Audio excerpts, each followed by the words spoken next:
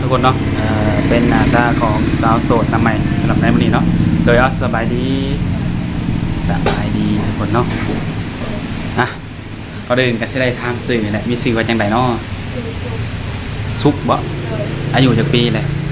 18 ปีอายุ18 ปีโอ้ยยังเข้าเฮียนบ่หรือออกแล้วนี่นะออกแล้วเคยมีครอบครัวมาก่อนบ่เคยลงผู้บ่าวบ่เคยอยู่บ่ปัจจุบันนี้ได้ชนะผมมีภัยเป็นโสดนั่นคือในมื้อนี้ที่ออกมาเปิดใจนี่จังได๋ซะอยากหาคนคุยบ่หรือว่าอยากหาคนสร้างครอบครัวหาคนสร้างครอบครัวคือมีความพร้อมแล้วบ่ที่จะสร้างครอบครัวเนี่ยแต่ว่าเจ้าเนี่ยแบบสมมุติว่ามีคนมักคนหักเนาะแบบพร้อมเลี้ยงดูเจ้าเนี่ยนะแล้วเพิ่นอยากได้เจ้าไปเป็นลูกเป็นเมียนี่ไปบ่ได้ไหนหรือว่ายังบ่พร้อมบ่หรือว่าจะคุยกันบ่หรือว่าได้โอ้ทำความรู้จักกันก่อนเอาง่ายๆก็คือแบบว่าได้แบบอยากมีคนรู้จักแล้วก็อยากมีคนโอบรมอยากมีคนคุยเนาะแต่ว่าเรื่องการเป็นผัวเป็นเมียนี่มันอยู่ในระหว่างการอบรมกันเนาะ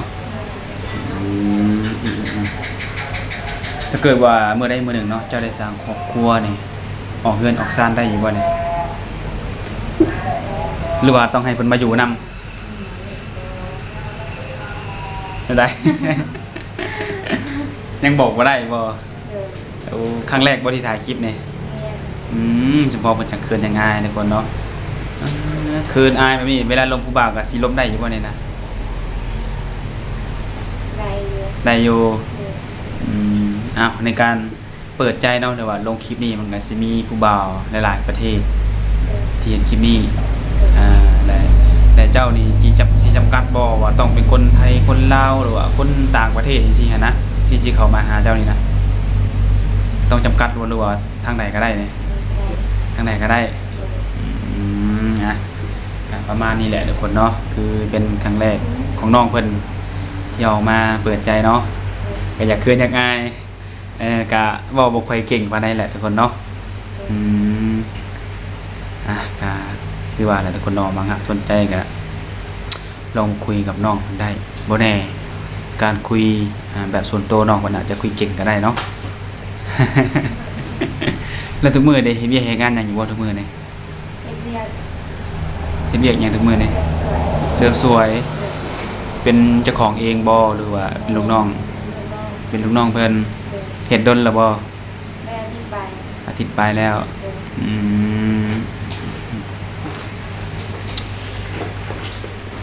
อยู่เฮือนมีพี่น้องกันจักคนอยู่เฮือนน่ะ3 คนเจ้าเป็นลูกผู้ที่เท่าใดของพ่อของแม่นี่ผู้ที่2อันเอื้อยไอ้น้องขัดสร้างครอบครัวมันแหละยังผู้หนึ่งเฮ็ดให้เฮ็ดนาอยู่บ่ปีนี้ก็เฮ็ดแล้วบ่ซั่นนี่ก็ได้หรือว่ายังบ่หวานการยังเรียบร้อยแล้ว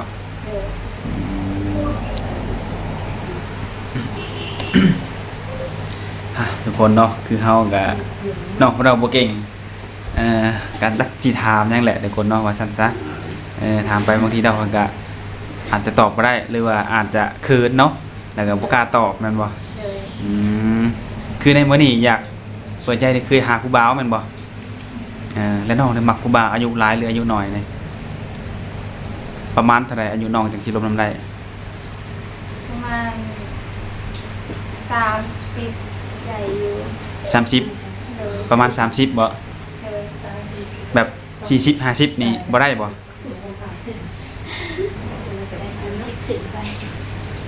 เดี๋ยวใดมักอะไรเอาตามน้องมักสินะได้ว่าได้ได้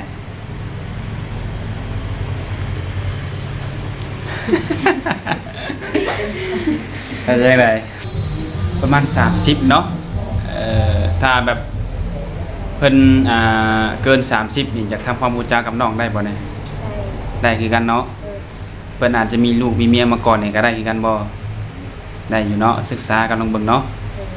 ก็บ่ฮู้ดอกว่าเนื้อคู่ของน้องนี่จะเป็นคนทางใดอายุหลายปานใดเนาะ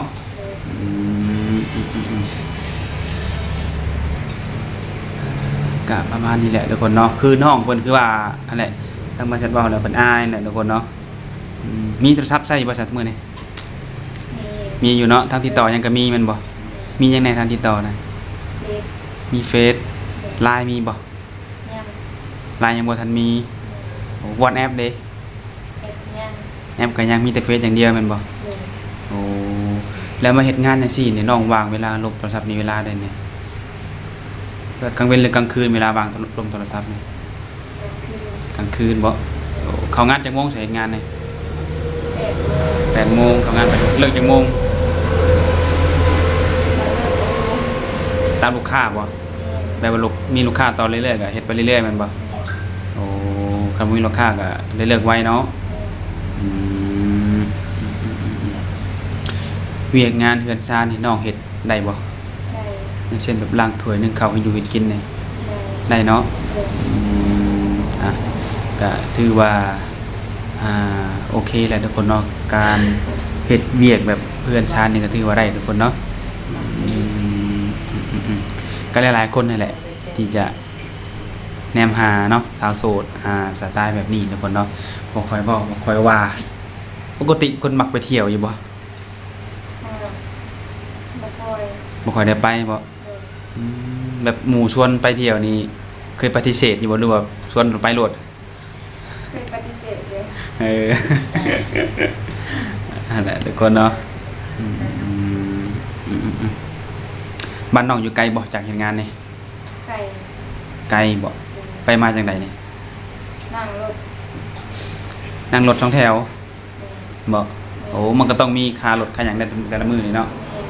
อืม ไม่เลยโรงงานไทยไหม วันแต่น้องนี่เคยไปเฮ็ดงานทางไกลกว่านี้อยู่บ่แบบอย่างเช่นประเทศไทยนี่นะ เคย เคยไปบ่ เลย ดนแล้วบ่ได้ไปประเทศไทยมานี่ ไปได้ปีปลาย ปีไปโอ้ไปเฮ็ดงานยังอยู่ไสอยู่ประเทศไทยนะ เหตุงานอยู่ปทุมธานี คุณธานีบ่คิดอยากลงอีกบ่ บ่ เป็นไดความรู้สึกเราเฮ็ดงานอยู่ไทย คือเฮ็ดกันคือกับเฮ็ดอยู่ลาวอยู่บ่ แต่งเหตุเรียนอยู่ลาว เฮ็ดอยู่ลาวหลายกว่ามันใกล้บ้านเฮาเนาะ เลย อืมก็ประมาณนี้แหละทุกคนเนาะอ่ะก็บ่มีหยังหลายแล้วทุกคนเนาะทางเฮาก็ บ่มีหยังสิถามคือน้องเพิ่นยังอายอยู่รอให้แบบน้องเพิ่นแบบแบบมีคำเว้าเนาะหรือว่ากล้ากว่านี้ทุกคนเนาะเฮาจังค่อยมาสัมภาษณ์น้องเพิ่นใหม่หรือว่าถ้ามีแบบ ตัวซอยว่า ต้องละอยากถามคือเนาะแบบทั้งครอบครัวญาติพี่น้องของเจ้าหนนะมีแต่คนน้องละ ไปนอกเขาบอก แม่น 3 คน 3 คนจะเป็นลูกสาวหลาบ่ สาวกลาง สาวกลาง สาวกา โอ้พ่อแม่ยังเบิดบ่น้องละ ยัง แต่เพิ่นก็เฮ็ดให้เฮ็ดนาให้กันอยู่บ่ แม่ อืมแล้วคิดนั้นได้คือว่าอยากมาเฮ็ดงานอยู่พี่ทางคุณบ่มีงานบ่ บ่ อืมหรือว่าทางน้องก็มักเฮ็ดเสริมสวยแน่ แม่ อืมเดี๋ยวว่าอยู่นี่น่ะเป็นยังแน่น้องละ ก็ได้เป็นหลายสิ่งหลายอย่างอยู่ แล้วหลายสิ่งหลายอย่างอยู่เนาะเอาก็คอยเรียนไปเนาะ ไอ้เสียจะมือสร้างหัวดึงหัวซอย มาอยู่นี่จะนายเขาบ่ได้หายที่ บ่ ยันว่าอย่าดึงหูบ่เนาะแล้วก็ได้ดีเนาะ เลย อืมโดยกินข้าวน้ำเพิ่นบ่ แม่กิน เพิ่นเฮ็ดหยังให้กินมื้อนี้อย่าบอกให้พาไปหาสุกระปูบ่ดี บ่ กลางคืนพาไปหากันเขียดบ่ว่าดอกเนาะ ทำไมก็ว่าไป เอา คุย ผัดน้องไปหากินมากินเลยกินข้าวน้ำโดยก็คือว่าไอ้น้องทางน้องหลาก็คือตั้งใจมาเฮ็ดเสริมตัวอยู่นี่เนาะ เลย เพื่อเมื่อถาเป็นคักแน่แล้วนี่สิกลับเมื่อเฮ็ดเสริมตัวอยู่บ้านบ่ ความคิดกับวันนี้นั่น มีแล้วบ่ห่านเป็นของตัวเอง ยัง ยังอยู่เนาะ เลย ก็อยู่นำเพิ่นก่อนเป็นแล้วก็หาเงินได้แล้วก็ได้บ่ได้เฮ็ดเนาะ แม่ เด้อบ่ได้คิดฮอดบ้านบ่น้องหล่ะ ครับบ่ จะบ่ว่าพออยู่เนาะ แม่ เนี่ยมันอยู่นี่ก็คือบ้านของตัวเอง เอาคือว่าแหละอยู่ใส่กับพ่ออยู่ แม่ เนาะมีคนหักแพงเฮาอยู่ใส่กับพ่ออยู่ แม่ แบบนี้หั่นน่ะเนาะอย่าดำเบอดำนา ของงานใจดีเด้ อ๋อเจ้าของหันใจดีก็เลยบ่ได้อยากคิดจังเมื่อเนาะ ทำว่า อืม อยู่ในเจ้าของงานเสร็จขึ้นกันอยากว่าไม่ดีว่าอื่น เนาะพออยู่ใส่กับพออยู่ว่าคือว่ากันเนาะอืม คือเสมอดีใส่ไปมันดี ซอยทางหลังอยู่ก่อนแล้วเด้ก็คือว่าน้องหลานสมมุติว่าคือทางหนุ่มๆเพิ่นเนาะน้องสาราเนาะเพิ่นเห็นคลิปแบบนี้นะน้องหล่ะแต่เพิ่นอยากมาจีบบ่โอลมบ่แบบนี้แต่ว่าเพิ่นค่อนข้างอายุหลายแบบนี้นะทางเจ้าก็สิสามารถโอลมกับเพิ่นได้บ่ ได้ ส่งกัน ได้เพราะว่าหรือว่าน้องต้องมาแบบว่าอยากได้อายุซ้ำใดบ่แบบแต่ต้องมีจำกัดอยู่บ่แบบต้องการอายุแบบซ้ำนั้นซ้ำนี้แบบนี้นะ ก็จำกัดอายุ บ่จำกัดอายุ จำกัดอายุ บางเทื่อเขาจำกัดไปแล้วเนาะอายุซ้ำนี้ที่เขาบ่ได้ตรงที่เขาเว้าเนาะ เลย เขาจะหาสิไป60แบบซี่มันก็เป็นไปบ่ได้เนาะบางเทื่อมักรุ่นใหญ่ใส่เนี่ยนะน้องว่าเนาะ เลย ถ้าเพิ่น สำคัญ และสมมุติว่าคือเพิ่นเนาะ อยากสักส่วนน้องไปอยู่น้ำแบบนี้นะกลับไปได้บ่หรือว่าต้องคุยกันก่อน แม่มาคุยกันก่อน ต้องคุยกันก่อนเนาะ เลย ในการที่เราสิไปอยู่กับใครหรือว่าคบหาก็ต้องเว้ากันก่อนเนาะ แม่ ให้เข้าใจกันว่าไปมาหาสู่ได้บ่แบบนี้เนาะทุกคนมันเกิดกันไปได้เนาะถ้าน้องหลานนี่มีเอื้อยหรืออ้ายอยู่เพื่อน อาย มีอ้ายนั่นคนติดจับเจ้าเลยซะน้องผู้หญิงผู้ชาย ผู้ชาย ผู้ชาย เลย โอ้เจ้าลูกสาวเดียวนี่เนาะ แม่ อืมแต่ว่าทั้งแม่เพิ่นก็ยังแบบว่ายังแบบว่า ตามใจลูกนะเนาะบางคนลูกสาวเดียวนี่โว้ยบ่ได้ให้ไปทางใดเด้ เดี๋ยวคือทางครูบาเพิ่นว่าเพิ่นสูบยาแบบนี้ค่ะนะกินเหล้าแบบนี้ทางเจ้าก็หับได้บ่ ต้องใจ สูบยานี่ได้ เลย เดี๋ยวเราบางคนเขาเจ้าบ่มักเลยเนาะบางเทื่อได้กินควันยานี่แบบว่าหายใจผืดแบบนี้นะแพ้บ่แบบนี้นะทางเจ้านี่บ่เนาะลมได้เบิดเนาะ โอ้ลูกนายเนาะ บางคนนี่เขาจะบอกว่าโอ๊ยข่อยเสียดายเด้เดี๋ยวข่อยสูบยาแบบนี้ค่ะนะบ่สามารถสิลงกับเจ้าได้เพราะว่าเจ้าเฮาบ่มักคนสูบยาแบบนี้ค่ะนะทางเจ้าคือสามารถโอลมได้เนาะเดี๋ยว ในกรณีที่ว่าทางครูบาเพิ่นน้องหลักเคยมีครอบครัวแบบนี้มาก่อนหั้นนะเป็นเพราะห้างความหมายลูกติดแบบนี้นะน้องสีอารมณ์น้ำได้บ่ได้ ได้ อยู่ ปะ เนาะเออ ในการที่เฮาถามแบบนี้นะซะแล้วเนาะเพราะมันมีประสบการณ์น้องหลานมีเหตุการณ์ขึ้นมาแบบนี้ค่ะนะบางคนนี่เว้ามาแล้วว่าในการที่ผู้บ่าวมีลูกมีเต้าหรือว่ามีครอบครัวมาแล้วเนาะแล้วเพิ่นโสดแล้วเพิ่นยังมาจีบแบบทั้งผู้สาวโสดทั้งน้องบ่เคยผ่านการแต่งงานแบบนี้ค่ะนะ โดย แล้วพอเขาเจ้ามาหาแล้วเขาเจ้ามาเห็นตัวจริงแล้วบอกว่าข่อยบ่เอาคนที่เคยมีลูกมีเมียแบบนี้ค่ะนะคนเคยมีแบบผ่านการแต่งงานแต่ข่อยเป็นชาวโสดแล้วก็ไปอยากได้แบบนี้ค่ะนะก็ลองก็เลยอยากถามว่าเอาได้บ่แบบลมได้บ่แบบนี้นะก็คือได้เนาะทางเจ้าบ่ตีเนาะเพราะว่าโอ๊ยคนมาให้ถามเขาก็อยากให้ถามตอบมาตรงๆเลยว่าบ่เอาหาบ่ได้คือบ่ได้เนาะ โดย แบบนี้นะทางเจ้านี่ก็บ่ตีเนาะควรถ้าเพิ่นหาเขาได้คือกันเนาะ โอ้ โดยก็ดีคือกันเนาะ ว่าจะแซ่บว่าจะจริงใจแล้ว เนาะเจ้าจริงใจเอาจริงใจนี่ก็เอาเลยเนาะบ่ จริงใจดูแลได้เนาะ ใจนะ เนาะ โดยเคยลงไปเฮ็ดงานอยู่ไทยอยู่บ่ เคยไป โอ้เฮ็ดงานแถวไหนน้องล่ะ แถวปทุมธานี โอ้ เฮ็ดงานเกี่ยวกับหยัง ขายหมู ขายหมู เลย โอ้อยู่ในตลาดบ่ วอยน้ำห่าน ป้าเป็นแม่ค้าขายหมูมาก่อนในสมัย ขอยคิดว่าเราสิบ่ได้ไปใช้แต่พอเราแบบมานี่ก็เลยแบบว่าบ่ได้คิดบ่คิดทอนบ้านนะ โดย เขามาเราเคยไปฝั่งไทยแล้วแบบนี้นะเป็นอะไรคือบ่อยากไปไทยอีกซะน้องล่ะหรือว่าอยากลองมาหาเงินอยู่บ้านเบิ่งอีก เนี่ยอยากมาหาอยู่แถวบ้าน ทั้งน้องล่ะไปเฮ็ดงานอยู่ฝั่งไทยคุณจักเดือน ปีไป ปีปลาย โอ้เติบเนาะ คือมันถือว่าลายเด้เนาะปีปลายเนาะเงินเดือนก็พอได้กินอยู่ที่ลายอยู่ที่ ครับพอใส่อยู่ พอได้ใส่เนาะ เลย คันประหยัดบ่สั้นๆเนาะ เลย แต่ว่าคือในใจเจ้านี่น้องหลานเนาะสมมุติว่าคือทักผู้ป่าเนาะของเพิ่นประเทศเป็นเมียนะเพิ่นแบบสนใจ ถ้าว่าฮักมักแบบเพิ่นจะเสนอมาแบบอยากเฮ็ดหานเฮ็ดหยังให้นะให้เจ้าเอากระเพิดบ่เนาะแต่ละนั้นเนาะบางคนเพิ่นก็อยากได้แบบข้อยเห็นแล้วข้อยมักฮักเจ้าแบบนี้นะจริงจังกับเจ้าแบบนี้นะ เลย ให้เจ้าก็สิสามารถแบบสละโสดได้บ่พร้อมสร้างครอบครัวแบบนี้นะพร้อมอยู่บ่น้องล่ะ เลย ลองเบิ่งเนาะ เลย บ่ลองก็บ่ฮู้ได้เนาะเพิ่นเฮาต้องมีแหละน้องหลานเนาะคือจุดประสงค์ที่ว่าน้องหลานนี่มาเฮ็ดงาน หรือว่าไปเฮ็ดเวียกอยู่ไทยนี่นะมีความฝันเป็นของตัวเองบ่ มี มันจะเฮ็ดหยังน้องล่ะ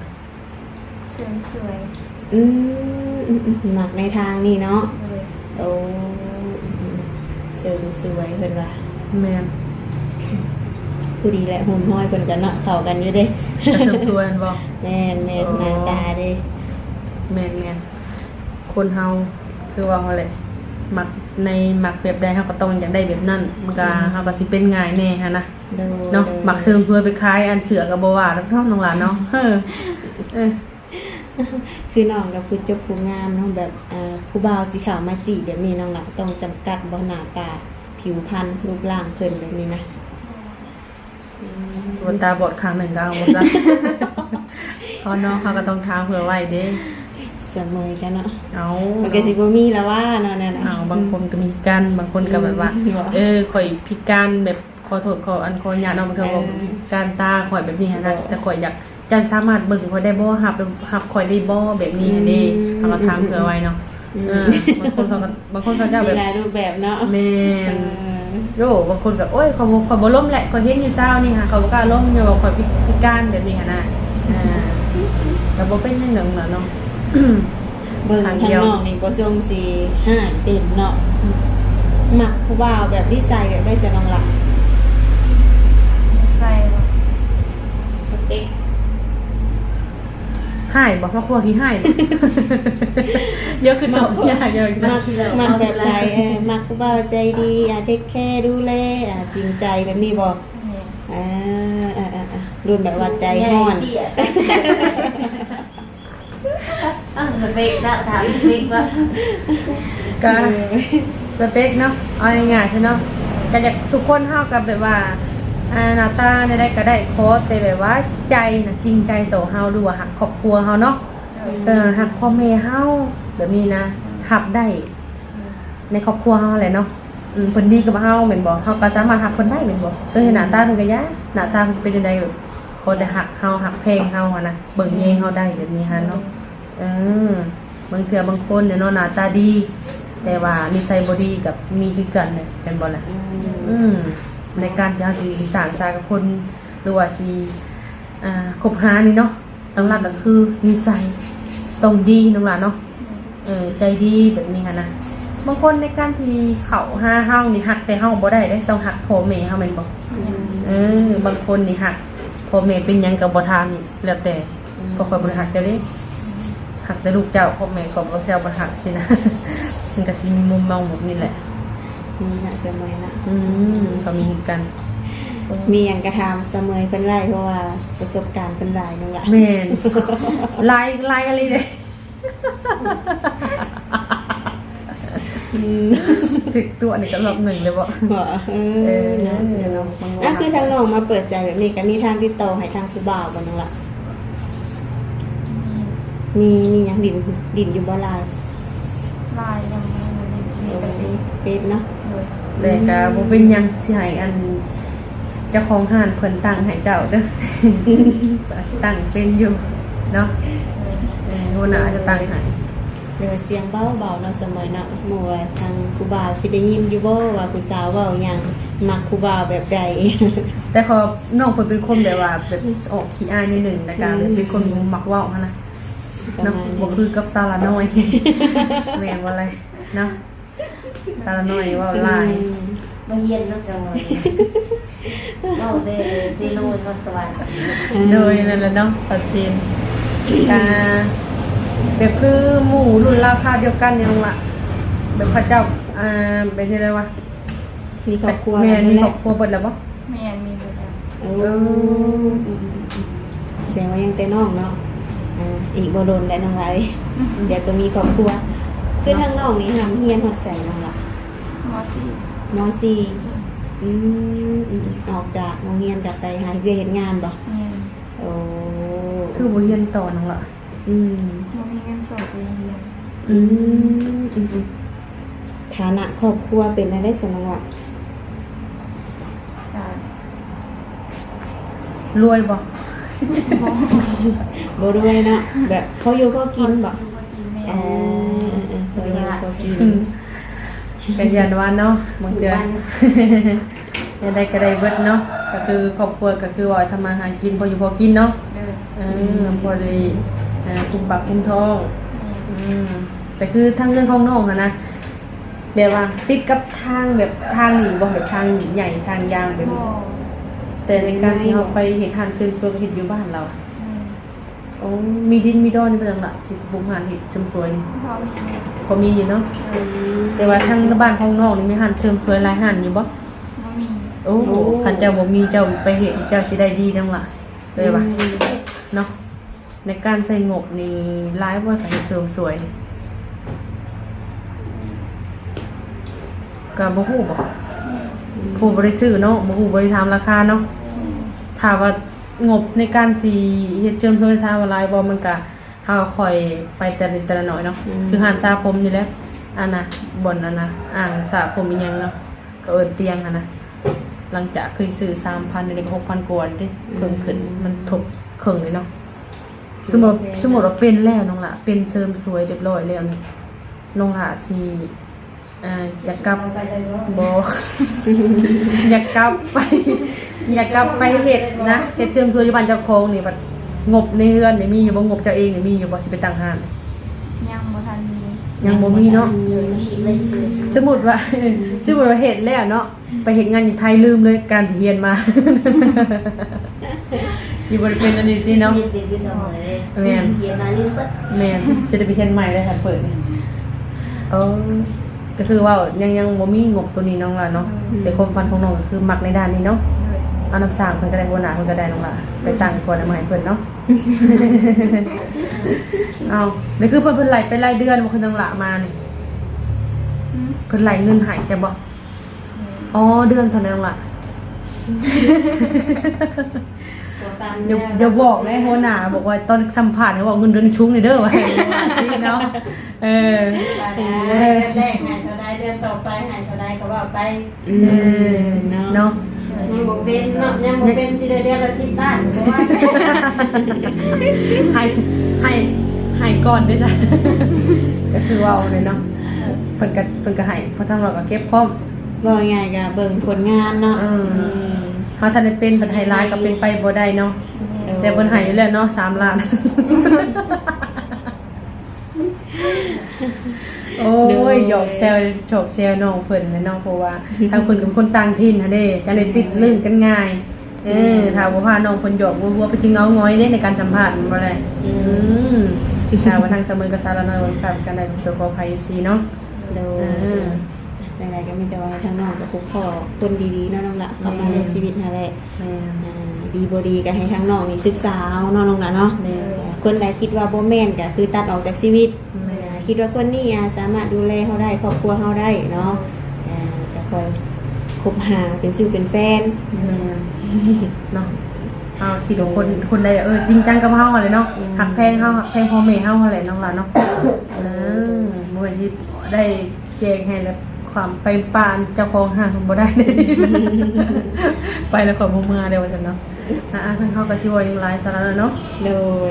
ทางเฮาก็มีแต่ให้น้องเพิ่นพบพ่อกับเนื้อคู่ว่าซั่นๆเนาะให้คนจริงจังเข้ามาเพิ่นเนาะ โดย ทางเราก็สิบ่อะไรอย่างค่ะสิได้เอามาทางเฟซน้องเพิ่นไปแจกนมๆซะเนาะ โดย ถ้าหนุ่มได้สนใจก็ทักมาเด้อเนาะ โด เดี๋ย ยว จะทำมันก็จะไปก่อน ลาก่อนนะ เด้อ สบายดีเด้อน้องหลาน